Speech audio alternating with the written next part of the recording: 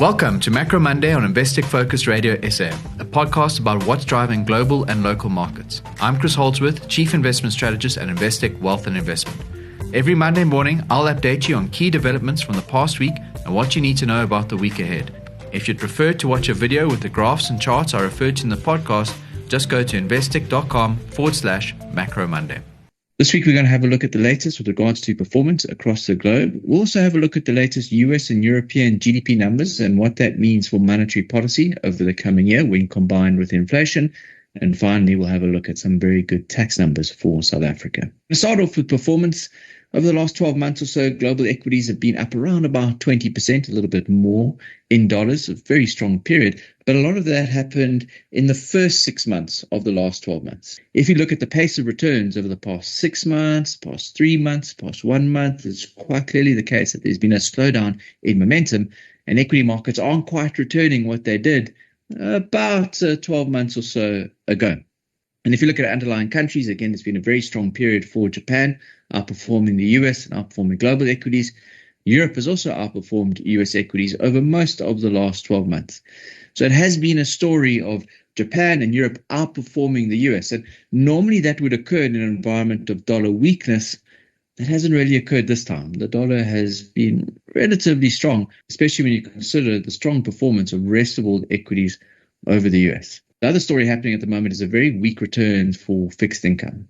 As we've seen before, fixed income doesn't offer a lot of protection in the event that there's an oil shock, and we've seen negative returns for fixed income for the countries that we track across the globe.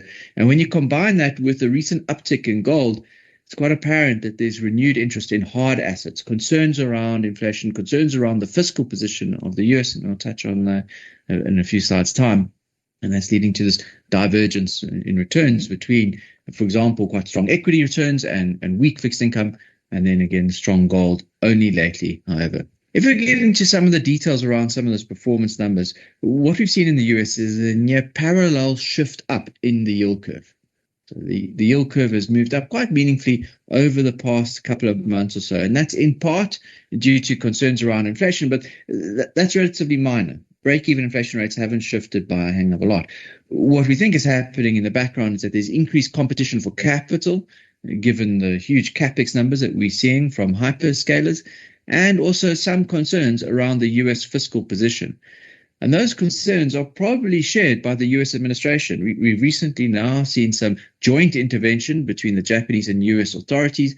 And one would assume that the reason that the US authorities are helping the Japanese to strengthen their currency is to prevent the Japanese authorities from having to sell too many treasuries. So the US will sell other assets, also European assets as an example, and buy yen so that the Japanese authorities don't have to sell too many bonds. And again, it just highlights the concerns that the US administration must have around the cost of funding at the moment for the US government in an environment where debt to GDP is above 100%. And the deficit is running at about 5%. And concerns around the fiscal position lead to, for example, tariffs and lead to pressure on the Fed. So I think the concerns that the White House may have around the fiscal position explains a lot of what we're seeing in markets across the globe. Switching to South Korea, we've seen huge volatility in the South Korean market.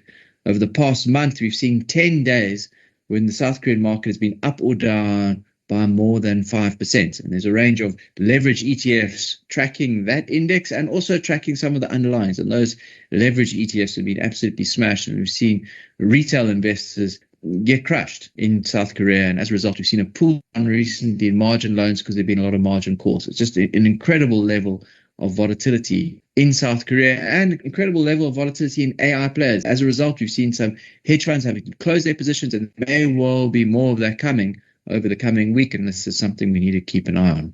Despite all of this volatility, it has in fact actually been a very good reporting season in the US. We've had over 300 companies report so far, and of those, close to 85% have surprised on the bottom line.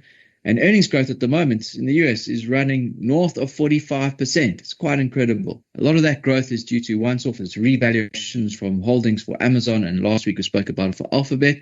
And if you strip those out, earnings growth is still running at a very respectable 29%. Very strong earnings growth coming through from the US, and this is one of the reasons why we shifted away from being underweight global equities a few months ago. It was anticipation of some very strong earnings numbers which are now coming through. Just looking at the GDP front, we do have this question around how earnings growth can continue to be so strong in an environment where GDP growth is much weaker. And the latest numbers came out from the US, and GDP growth was running at a respectable 1.5%, but that was below the consensus expectation. If you dig a little through the numbers, private demand is still running pretty strong at about 1.8%, and that does suggest some underlying growth still. But there is still a very large gap between the earnings numbers and the GDP numbers, and that cannot continue forever. At some point, we would expect some degree of convergence there, even if you account for the fact that a large portion of earnings are coming from the rest of the globe. It's still the fact that US earnings growth is running above global GDP growth as well as US GDP growth. And again, that can't continue forever. Switching to inflation, core PCE inflation came out last week for the US. A bit of good news there. It slowed slightly at 3.3%. But if you look at inflation over the short term, over the past 3 months and the past 6 months, both of those rates, when annualized, are running above 2%. And so from a Fed's perspective, you've got an environment where growth is okay. It's not accelerating. It's not surprising the upside, but inflation remains high. And they didn't hike this time, but the market is expecting an elevated probability of a hike to come. And you can see the difficult position the Fed has found itself in now, with growth decelerating and inflation still high. It's a tough set of choices for them. And switching to Europe now, in contrast, European growth has actually accelerated. For the first time in some time, US GDP growth is actually now slightly behind European GDP growth. There too, inflation is above target, and the ECB has hiked, and they may well hike again, and given the difficult situation that they find themselves in with regards to the inflation outlook. So all told, you put the GDP numbers and the inflation numbers together between the US and Europe, and it looks like we are going to see a couple more hikes to come, both in the US and in Europe, which may well be a headwind for global equities. And finally, in South Africa, a bit of good news. Government revenues come through. It was very strong in June. And the net result of that is we look at the numbers for the first 3 months of the financial year and we annualize them, accounting for the seasonality that we would see in the tax receipts. And we get to an estimate at this point that government revenue is going to exceed the target by around about 90 billion rand. And some of that is due to increased mining royalties that we would have seen in the number that boosted June, but in general, we're seeing some pretty strong tax receipts across the board. An extra 90 billion rand allows the government to potentially offer some tax relief from February next year. We'll have to wait for the December numbers to have a bit more conviction in that. But in the interim, the medium-term budget policy statement, which will come out later this year, we expect will be quite good, and they'll have an improved debt-to-GDP trajectory coming as a result of these very good numbers at that meeting, which should be well received by the market, with potentially some scope for upgrades even by the end of this year. So something to keep a close eye on, and we will update on these numbers on a monthly basis going forward. Just one extra detail. If you look at employee tax receipts, those numbers were pretty strong too, up around about 10% year on year. And that suggests that formal sector income growth in South Africa is still quite strong. And some of the money is being diverted to gambling, and some is being diverted to new vehicle sales. But nonetheless, revenue is likely to be quite strong, even if retail sales at the moment are not particularly strong. And that's where we're going to end it for this week.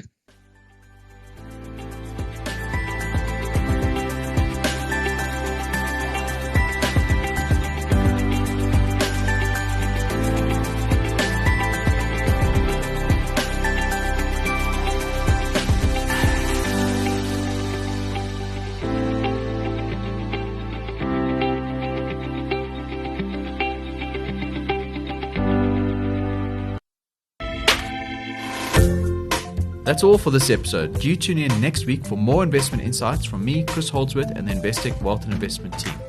If you haven't yet added us to your podcast feed, you can subscribe to Investec Focus Radio SA wherever you listen. And please take a minute to rate our podcast so we can surface this content to the broader investment community. If you want to see the graphs that I reference in the podcast, you can watch a video version of this recording at investec.com/Macro Monday. The views expressed are those of the contributors at the time of publication and do not necessarily represent the views of Investec Wealth and Investment International and should not be taken as advice, guidance, or recommendation. Investec Wealth and Investment International, a member of the JSE Equity derivatives, currency derivatives, bond derivatives, and interest rate derivatives markets, an authorized financial services provider and a registered credit provider.